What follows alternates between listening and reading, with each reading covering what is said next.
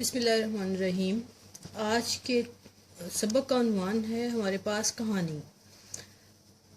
कहानी जो है वो जिस मौजू पर हम कहानी लिखेंगे, जिसका काम उसी को साझे। इससे पहले कि इसकी तफसील में जाएं तो ये बताना बहुत ज़रूरी है कि कहानी का इर्तिकाई सफ़र क्या है। कहानी पहले हकायत को भी कहानी थी। हकायत की जदीद तरीन थोड़ी यानी कि बेहतरीन शक्ल कहानी में आई। फिर किस्सा गोई है। ये सब कहानी की शक्लें ही हैं।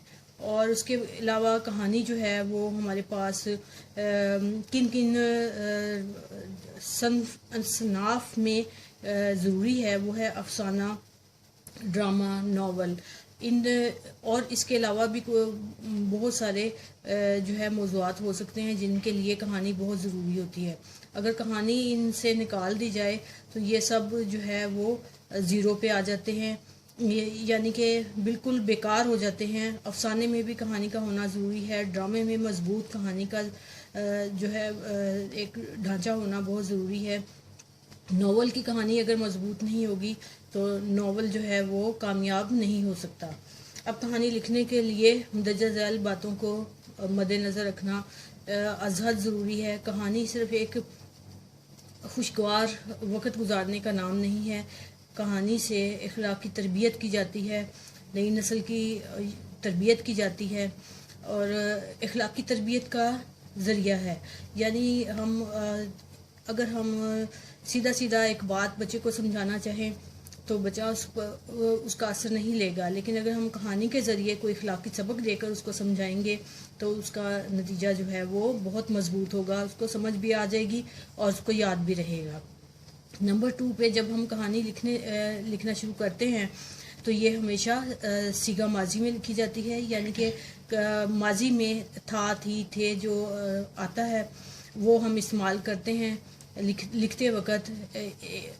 और हाल और मुस्तकबिल में कहानी नहीं लिखी जाती।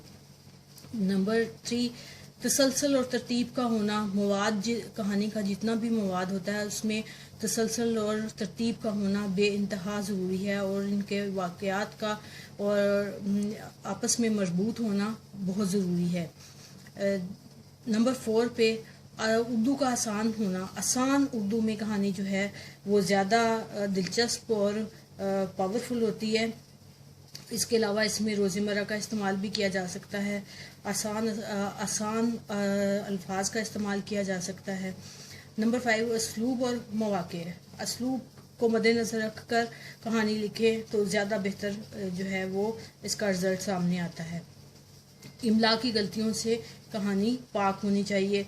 नंबर 7 पे जो इंतहाई अहम तरीन चीज़ है वो नतीजा अखज़ करना, यानी कि जितनी भी हम मालूमात एक कहानी पेश कर रहे हैं वो एक नुक्ते के गिर्द घूम रही है और वो जो कुछ हम बच्चों को कन्वर्ट करना चाहते हैं उनके दिमाग में, जो कुछ हम उनकी अखलाकी तरबियत जिस हवाले से करना चाहते हैं उस नुक्ते को हम कभी भी नज़रअंदाज नहीं करेंगे और उसको मद्देनज़र रखते हुए हम अपनी कहानी को आगे लेकर चलेंगे।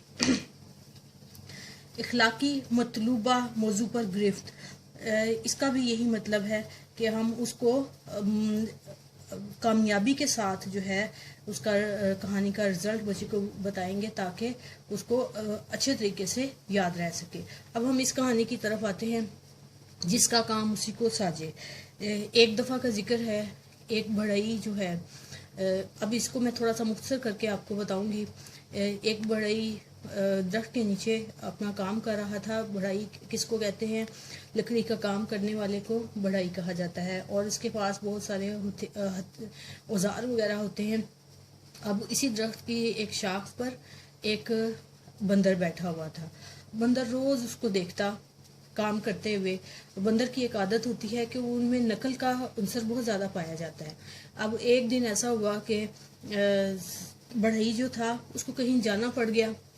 अब बंदर जो है जब उसने देखा कि औजार उसके जो है खाली पड़े हुए हैं तो वो उतर कर नीचे आया और उसने उसकी जगह पर बैठा, यानी कि बढ़ई की जगह पर बैठा और उसकी तरह काम करना शुरू कर दिया।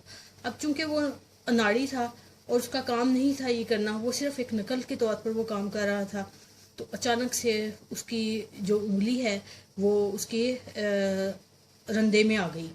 اب رندے میں جب اس کی انگلی آئی، اس نے چیخنا چلانا شروع کر دیا، اس نے بہت کوشش کی اپنے آپ کو چھڑانے کی، وہاں پر کوئی تھا بھی نہیں، اور لیکن اس کا ہاتھ، اس کی انگلی جو ہے وہ رندے سے آزاد نہ ہو سکی، اور وہ اسی طرح تڑپ تڑپ کر مر گیا اور اس کی جان چلی گئی۔ اب اس ساری کہانی میں ہمیں پتہ چلا کہ جس کا کام ہوتا ہے اسی کو اچھا لگتا ہے، نقل جو ہے وہ اصل کی جگہ مشکل ہی سے لیتی ہے، اور اس میں نقصان بھی ہو سکتا ہے۔ شکریہ۔